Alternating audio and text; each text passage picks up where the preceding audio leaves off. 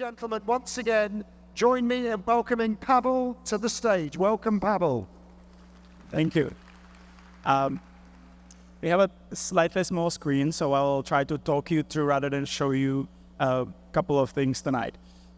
And this works perfect. So my name is Pavel. I'm from Czech Republic, from Prague. I'm a co-founder and head of product at Miro. We are a customer data platform.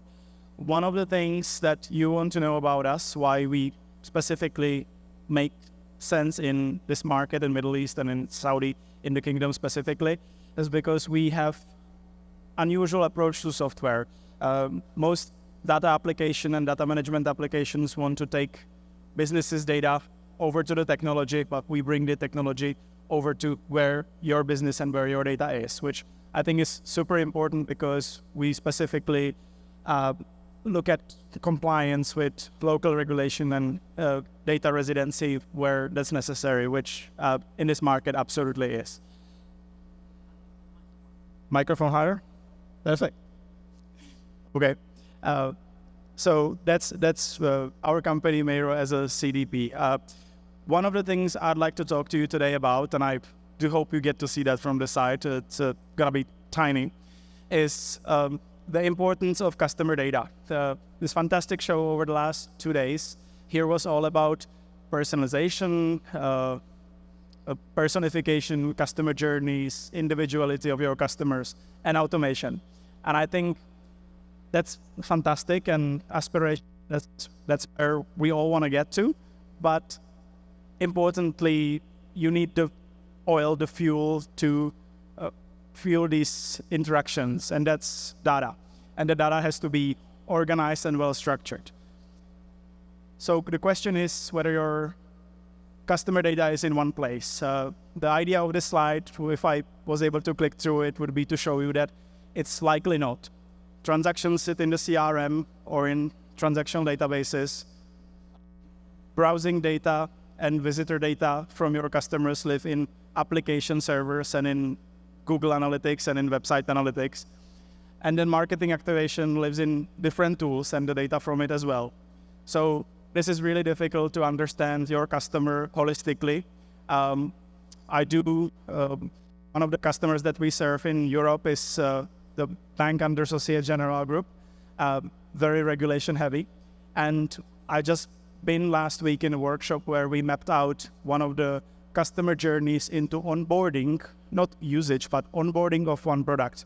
And it had 47 steps across 12 different systems, online and offline. So that shows you that it's really important to put the data together if you want to have a visibility. So one of the things that we have brought to the world is a customer identity graph as a solution to all of these disparate data that we help to connect. Why does the identity matter? I don't think you'll be able to read the slide, so I'll try to interpret it for you. The 5.4 is a number of connected devices per capita in Saudi Kingdom in 2020. So that tells you a couple of things. The other big column on the slide is US, probably the most digitally developed market, and the average per capita is 13. That means everything is device where you can interact with a brand, everything from your fridge to your smart speakers collecting your customer data. Plus, of course, you have your typical phone, tablet, second phone, work laptop, home computer, and all of that is different essentially. And so the idea is that if a brand wants to understand customer, they really have to bring all of it because the customer behaves differently on one channel and another, of course. So the idea of every marketing team, and I'm pretty sure that almost every vendor in the expo, us included, is trying to sell you something like this.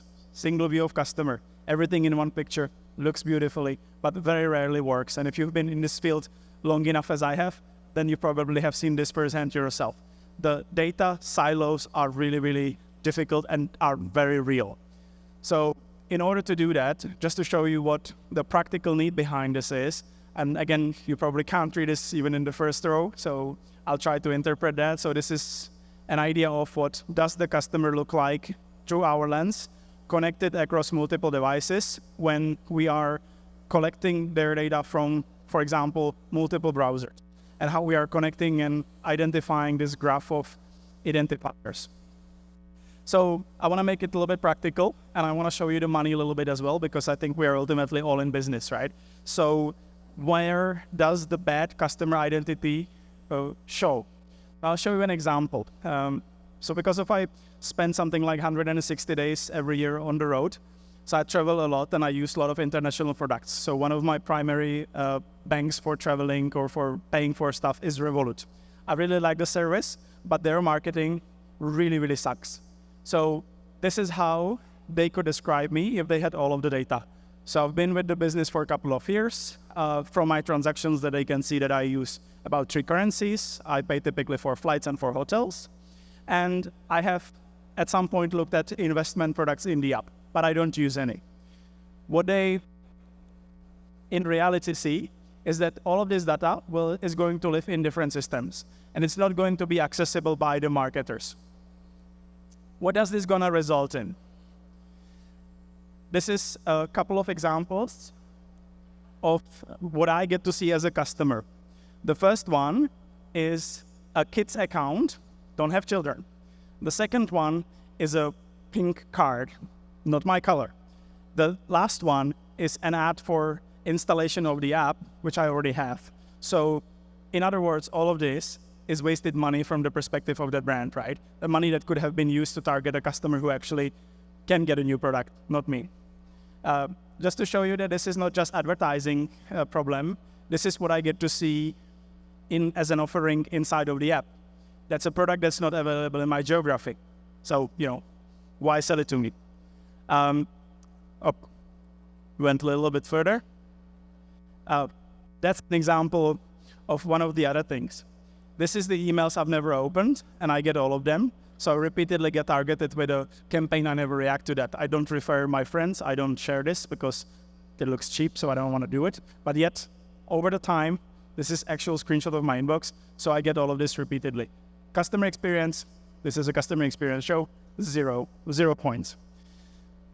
So I would like to answer the question whether this actually doing this well means better business.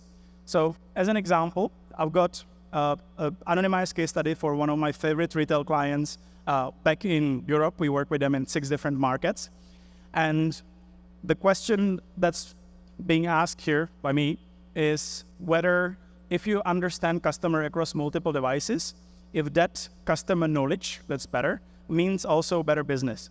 So the idea, and again, I'll read you through it because I don't think you get to see this well, is that on average customer, where we only know them on one device, typically a phone or a computer, we get to know about 31 events or actions of this user. When it's a knowledge across multiple devices, 2 or more, the average is 82, so it's twice and something more. What does this mean and how does this translate into business? Is something like this. The customer that is known on one device shops on repeat 3 times and spend 100 euro on average. The customer, where we know them, the same person on 2 devices, spends twice as frequently, so 6 purchases, and the customer lifetime value is 180 euro. So very, very clearly, understanding your customer better means a better business. What you get to see at the bottom is the what is driving this result, and that's more forceful personalization with higher volume. So very clearly, the ability to identify customer, have more granular insights, leads to much better business results. I'd like to share with you also one more case study, which is one of our oldest clients, is the largest retail bank in Indonesia, which is one of our home markets. We are originally from Singapore, even though I don't look it. We work with a Bank of Central Asia. They have, I think on record, something like 35 million customers or something along those lines. They've got 17,000 ATMs across the archipelago and really quite advanced digital presence.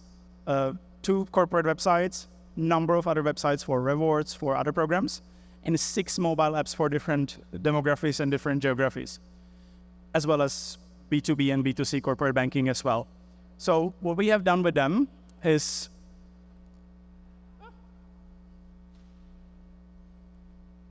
there we go. I'm gonna skip the implementation part. I think that's a little bit too detailed, but just to show you how what we do helps them. So this connected identity, which in that market means customer with at least 2 mobile phones, because that's just what you do in Indonesia. You have a phone for every major operator, basically, and you keep your apps on different phones. So what we do there is we help them to reach 50% more of unique audience with the same advertising budget, which is absolutely profit center for this type of business. So that's really important.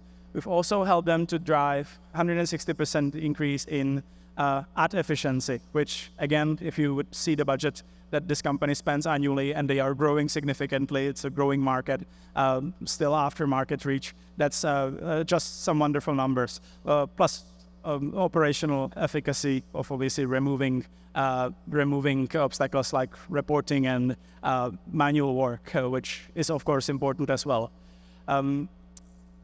One thing I would like to point out here, which is maybe not so obvious, but I was recently in a workshop of a CTO of a regional bank in Europe, and he put up a slide with a chart that went like upright like that.